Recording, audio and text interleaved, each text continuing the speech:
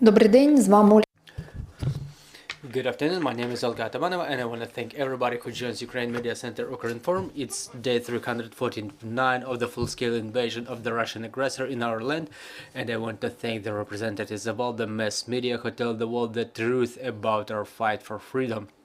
Our brief schedule for today is as follows. At 13:30, joining us will be Serhiy Brachuk, the head of the public council at Odessa Regional State Administration, and we will talk about the situation with the power infrastructure in Odessa region. At 1300, joining us will be Yuri Sobolevsky, first deputy head of Kherson Regional Council, and we will talk about the situation in Kherson region. And joining us right now online is Vasyl Bondar, Ukraine's ambassador extraordinary and plenipotentiary to Turkey.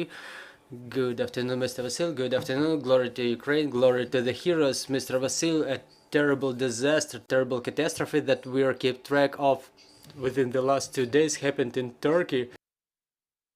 As of this morning, we know that more than 3,000 casualties are a result of this terrible tragedy.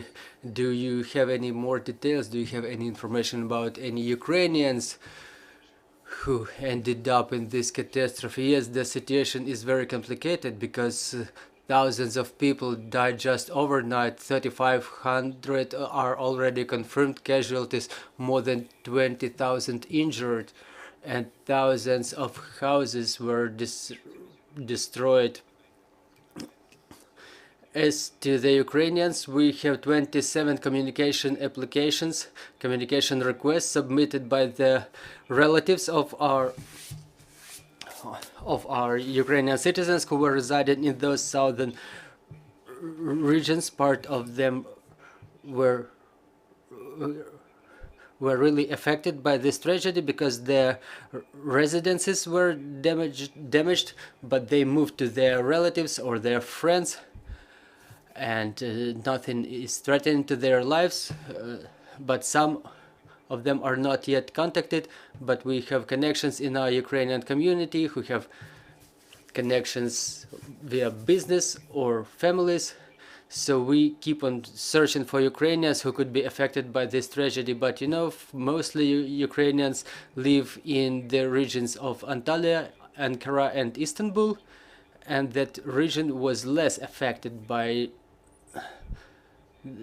those regions were less affected by the tragedy, but the epicenter of the catastrophe, the epicenter of the earthquake, are not so populated by Ukrainians. And for what we know, we don't have injured or casualties so far among Ukrainians. But to understand the scale of this tragedy, how many cities were affected by this earthquake, how many cities ended up in the epicenter of this catastrophe, and as to the scale of damage and destruction, do we have any information so far? Well, the total population of Turkey is 85 million people. For the time being, 13 million are considered to be affected by the tragedy. It means those who were left without their residences, without their dwellings.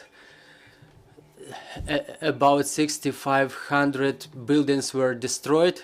This is what we have information about, but a lot of damage is not yet assessed. So the emergency teams are working on pulling the people from beneath the debris. Some of the roads are destroyed, so some of the districts cannot even be reached. Generally, the situation looks absolutely horrific.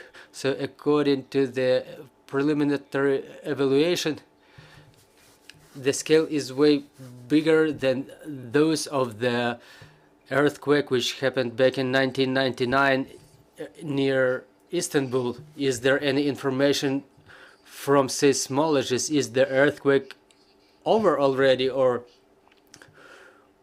will it be, are there going to be any more aftershocks? And what would be your advice for the Ukrainians who were about to visit Turkey shortly? Well, let's be realistic. Visiting Turkey doesn't mean visiting those regions which were affected by the regions. Most of Ukrainians, they travel mostly to Istanbul, and there are no any aftermath or consequences of the situation which can be seen over there in those regions. So the majority of the affected territories from Gaziantep, Mersin, and it's mostly the southeast of Turkey. Those are the affected areas, and communications are damaged there. A number of airports are out of operation for passenger connections. So my recommendation would be to abstain from visiting those regions. It's emergency and rescue teams who should be working there.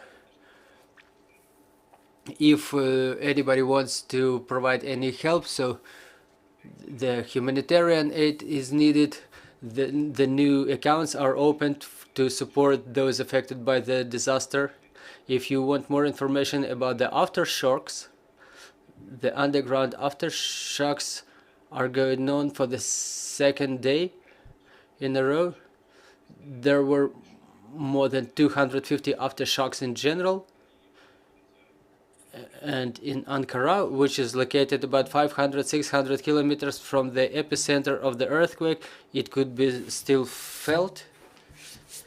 And some of the waves of the aftershocks were reaching the capital. So such movements of the earth core will still be going on. And again, everybody should abstain from visiting the areas close to the epicenter. Mr. Vasyl, we've heard the statements from our government that we are ready to send the rescue teams to Turkey. Can you give us a couple of comments on that? Well, the official comments will be given by the representatives of State Emergency Service and the top-level government. And the President's resolution was issued, and the State Emergency Service forwards about 100 of rescue personnel to Turkey, and I think that you will see the details shortly in the media. Dear colleagues, if you have any questions on the floor, please introduce yourself. Ukrinform, Ivan Kazakin. Good afternoon, Mr. Ambassador. I would like to get more details about the rescue operation, if I may. When can such operation be deployed, and will our rescuers use their own equipment, or will the equipment be provided by the Turkish side? Well, the rescue operation was deployed immediately right after the first shocks, and I hope that our rescuers will arrive today if we go by the optimistic scenario, but I cannot disclose any details for the time being because those teams have not left the territory of Ukraine so far. And with all due respect and my desire, within a couple of hours we will have the full detail about the rescue operation. We have more questions on the floor. Mr. Vasyl, good afternoon. Elena Rabini Shafransky, Channel 5. Is there any aid provided by the President Erdogan and his government in terms of a temporary dwelling? Well, obviously there is such type of support provided by the Turkish government. A number of tents and tent camps is deployed near the areas affected by the earthquake. There are a lot of teams by of the police, armed forces, emergency service, Red Crescent, who work in the area, and the situation is such that a lot of relatives of those affected by the earthquake, they still remain in the area, and they hope to see their close ones to be rescued by the emergency teams working in there. Also, many hotels in Antalya are open to those who will wish to leave the areas of their residence due to the destruction of the or significant damage to their residential buildings. And I have to say that there are state programs, the government programs in place which allow those in need to receive the social dwelling in a prompt manner, so there is no issue with bulletin, but it's still difficult to say where will those affected by the earthquake move mostly.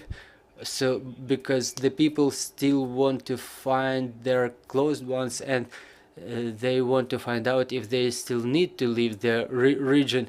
Also, the logistics is complicated due to the destruction of a number of roads due to the earthquake in that area. The weather conditions are not so comfortable as well, maybe not as it's not as cold in Ukraine, but still it poses hazard for the life and safety of those affected by the earthquake. Mr. Ambassador, another question is what countries are already involved in supporting those affected by the tragedy, and is Ukraine among such countries? Well, obviously Ukraine was among the first countries to provide the first support, first aid. Now, as we already mentioned, the rescue brigades are preparing to leave to provide aid and help in Turkey. More than 50 countries in total joined their efforts to support Turkey in the aftermath of this tragedy. So it's Pakistan, Bulgaria, and so on and so forth. Sweden also announced the first level of emergency today. Someone forwards airplanes, someone forwards trucks, medications, and so on and so forth. Well, I think that by the end of the day we will have the full picture of about those who arrived already to support Turkey in this tragedy, but the number of the rescue personnel will range from 50 to more than 100 from all over the world. Mr. Vasyl, thank you very much for joining our broadcast. Our next briefing will be at 1300, and we will talk about the situation in Kherson region, so bear with us, trust in our armed forces, and work together for the victory. Glory to Ukraine.